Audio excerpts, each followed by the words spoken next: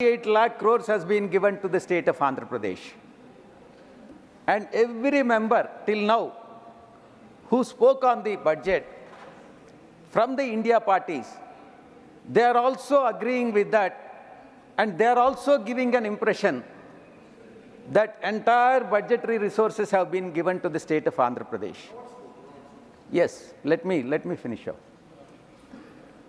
I would like to know through you, sir, from the ruling dispensation as well as from the India parties, in the entire budget,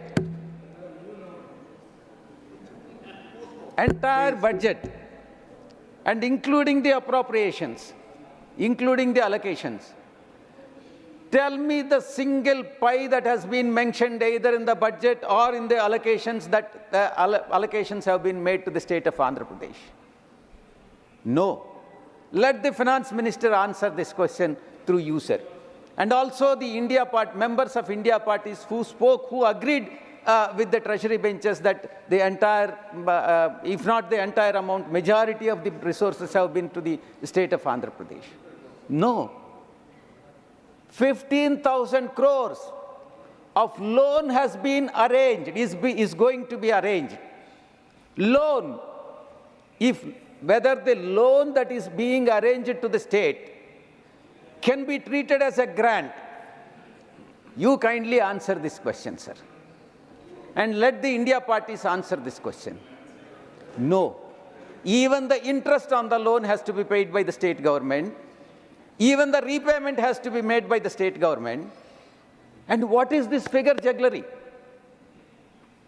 And the present Chief Minister of Andhra Pradesh is giving an impression to the country and the people of this country, and impressed upon the NDA parties. It's a NDA coalition government, sir. Please kindly remember that. And also impressed the India parties that the state of Andhra Pradesh has got major grants and major resources from the union budget. Where is it? I have gone through, I am a chartered accountant. I have gone through the budget. I have gone through the allocations.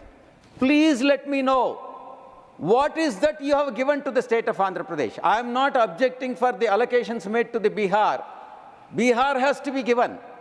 51,000, yes, it is justified. Please don't disturb me. Jaji, don't disturb me. See, I am only objecting for the inferences that are being drawn by the treasury benches as well as by the India parties. It is not right. Injustice is being done to the state of Andhra Pradesh. And Chandrababu Naidu, the present Chief Minister, has become a magician, and he has impressed upon India parties as well as India parties, and giving an impression as if entire resources have been given to the state of Andhra Pradesh, which is not correct, sir. Sir, next is, as presented by the government, union government, maybe there is an Amrut call for India, but this is a wish call for Andhra Pradesh. It is a fact. Wish call for Andhra Pradesh may be an Amrut call for India. I'm not saying about Amrut call for India. Sir, in the last 50 days, now I draw your kind attention to the allocations made to the Home Ministry, sir. Point number 20. Sir, point number 20, sir. The allocations granting aid to the state governments, to the Home Ministry, through Home Ministry, which was in 2022-23, 541 crores. They have increased it to 1160 crores. There is an increase, but it is inadequate. Why it is inadequate? I will explain to your good self, sir. Sir, it is inadequate. Allocations through Home Ministry to the state governments is inadequate. If you peruse and carefully observe and watch the incidents that are occurring in the last 50 days in the state of Andhra Pradesh, sir, Andhra Pradesh has become a hub of violence in which NDA is also a partner. It is an NDA government led by Telugu Desam Party. And targeted murders, targeted rapes, vandalism, and by a particular caste groups. Speak on the budget, Honorable Vijaya Sai Reddy. This is You are budget, very sir. experienced Why I am saying is, Please. sir, kindly understand that I am saying that Home Ministry allocations to the Please police confine department is yourself to the inadequate. budget. I am only trying to say why it is inadequate. It is a budgetary speech, sir. Confine yourself It to is a budget budgetary only. Yes, speech. this will be my advice to you. Please do not object, sir. Why? Please. Why? No, I I'm am not trying to objecting. This is the justify why subject. more allocations This are is the required subject. Please. for the Home Ministry. Subject is budget. Sir, 490 government, 560 private properties have been attacked. 1,050 assaults have been made. 300 attempts of murders have taken place. 31 political murders in the last 50 days. Please come on the subject. This is subject only, sir. No, these are figures you have to authenticate again. You have to authenticate. I respectfully disagree with you, sir, because this is a subject. You have to authenticate all these figures. Sir, and we are not discussing law and order of the state. Please. Homes of marginalized SC, ST, BC communities have been demolished. Civil aviation has witnessed unimaginable growth in the last 10 years since Modi ji has taken charge as the Prime Minister of the country. He had a special focus. He had a special vision for the civil aviation industry, and because of which he understood the importance of improving the infrastructure in civil aviation. That is why what was 74 airports in 2014 has gone up to 157 airports, more than doubled in this country today, sir. And if you look at the passenger growth in this country, 60 million passengers were there domestically in 2014, which has gone up to 153 million, which has more than doubled in 2024, sir. And also international passengers from 43 million have grown up to 66.7 million. And you know, it's like any travel industry which took a big hit during the COVID time, aviation also took a big hit. Even though it took a big hit, within 3 years, it stood back on its feet. It not only crossed the pre-COVID numbers, sir, we are at an all-time high in the passenger growth in the country, and today we stand as the third largest aviation economy in the whole world, and that is the change Honorable Prime Minister Narendra Modi ji has brought in the last 10 years for the Civil Aviation Ministry. And also I would like to thank all the previous ministers who have worked on this, especially my predecessor Jyotiraditya Scindia ji, who has constantly worked for the upliftment of the Civil Aviation Ministry and brought in a lot of policy changes. And in fact, I would also like to remember our honorable previous minister, Ashok Gajpati Raju ji, who was also there handling this and who was from our party also at that time, sir. And with this growth, it is very important we look into the future also. This is not just for the 10 years that we are proud of. Where we are in the third place right now, we, under the honorable leadership of Honorable Prime Minister, want to see India become the #1 in the domestic economy, sir. And if you want to see India in that #1 position, there has to be proper legislative backing. There has to be good policy making. There has to be good policy which drives the civil aviation industry in that direction.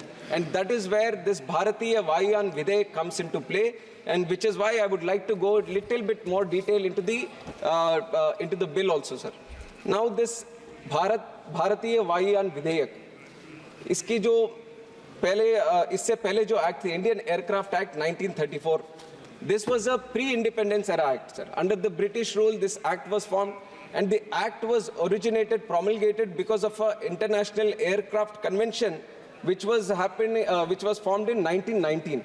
1919 में जो convention बना था, उसके हिसाब से Indian Aircraft Bill 1934 pre-independence era में हम लेके आए, और उसके बाद 1944 में एक शिकागो कन्वेंशन भी आया. शिकागो कन्वेंशन आने के बाद आईकेओ का फॉर्मेशन हुआ. आईकेओ जो है इंटरनेशनल सिविल एविएशन ऑर्गेनाइजेशन. आईकेओ ऐसी बॉडी बनी कि यूएन की एक एजेंसी थी, यूनाइटेड नेशंस की, और ये शिकागो कन्वेंशन के बाद जो आईकेओ बना, आईकेओ में 193 कंट्रीज उसके हिस्से थे, और regularly all these 193 countries used to sit, discuss, deliberate and formulate these standard and recommended practices, which are again supposed to be implemented by all the member countries within the ICAO. And India has also been a very strong participant of this ICAO, sir, and we have tried to formulate our own laws by harmonizing whatever the SARPs, that is the standards and recommended protocols, are there from the ICAO. And this has been happening for a long time. And while we have been doing this, sir, the 1934 Act which was there, it was amended 21 times. And it was amended in such a way that whenever some new SARP was coming in, we were just attaching it to the old bill. There was no proper structure. And in the end, right now, the way it has become is that there is no clarity. There is a lot of ambiguity in the existing act that is there right now. And there is a lot of confusion. And in some places, there is a lot of redundancy also. There have become so many subordinate legislations that have been brought in, so many rules that have been brought in, so many regulations that have been brought in. So there was no proper structure for the whole act, which is why a proper structural difference was supposed to be brought in, and which was done with the formation of this new Vidayak, which is Bharatiya Vayuyan Vidayak, sir. And like I said, the first thing we have tried to address is structurize the whole bill. And we have structurized by giving DGCA a separate chapter. We have told what is DGCA and what are the powers of DGCA, which is the Director General of Civil Aviation. And also we have BCAS, which is Bureau of Civil Aviation Security. Similarly, we have another separate structure for it, a separate chapter, and also the functions and the powers have been properly listed out. And also AIB, which is Aircraft Accident Investigation Bureau, and powers of central government. जो पहले ऐसा होता था कि powers कहीं और लिखे हुए हैं और इसके जो फंक्शंस है कहीं और लिखे हुए हैं, रूल्स कहीं और लिखे हुए हैं, तो आईकेओ का भी ऑब्जर्वेशन था कि सब एक प्रिंसिपल एक्ट में होना चाहिए जो एक हार्मनी क्रिएट करता है सिविल एविएशन का. तो वो हार्मनी हम लेके आए हैं सर अभी ये सिविल एविएशन में इस बिल के तहत. And other than this we have tried to reduce the redundancies और जो gaps होते थे पहले इसके एक्ट में उसको भी हम करने की कोशिश ये भारतीय वायुयान विधेयक के साथ हम लेके आए. इसके बाद दूसरी चीज जो definitions हमने ऐड किया, we have brought in definitions for design, maintenance and manufacture into the bill. जो previous bill था Indian Aircraft Act, तो उसमें we didn't have design at all, we didn't have the word maintenance at all. And there was just manufacture as a word, but it was not defined. But today, under the leadership of Prime Minister Modi ji, we see a strong sense of Atmanirbharta being formed in this country, sir. And civil aviation taking an inspiration from that Atmanirbharta, we are imagining, we are trying to achieve a position for India in the future where not only we are operating planes in this country, we are designing planes, we are manufacturing planes, and we want to export planes to the whole world also, and that is the situation we want to create, and that is going to happen, exactly that is going to happen because of this Bharat Vayan Vidayak that is going to come, sir. And especially the word design we have added. The design, adding of the word design is going to create an area where a lot of industry players are going to come, which is going to improve the design area of the manufacturing, sir. Already, HAL is manufacturing Hindustan 228, which is a 19-seater plane. Dhruv is there from HAL, which is a 14-seater helicopter. And also NAL is also making another plane. Now, if you add this, if you bring in these changes in the legislation, then the state of design, ICAO will recognize India as a state of design, which will improve our prospects globally also, sir. To bring in talent which will attract in creating design here.